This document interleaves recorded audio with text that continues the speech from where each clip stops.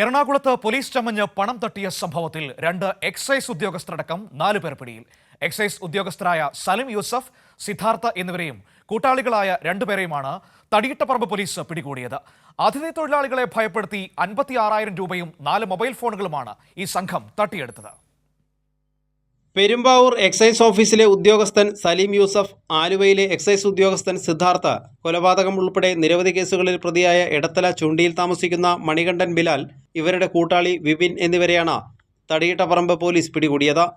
ഞായറാഴ്ച രാത്രി 12 മണിയോടെ വാഴക്കുളം കീൻപടിയിലുള്ള ഇതര സംസ്ഥാനക്കാരുടെ താമസ സ്ഥലത്ത് കാറിലെത്തിയ പ്രതികൾ പോലീസാണെന്ന് പറഞ്ഞ് അതിഥി തൊഴിലാളികളുടെ കൈവശമുണ്ടായിരുന്ന 56,000 രൂപയും 4 മൊബൈൽ ഫോണുകളും പിടിച്ചുവാങ്ങുകയായിരുന്നു.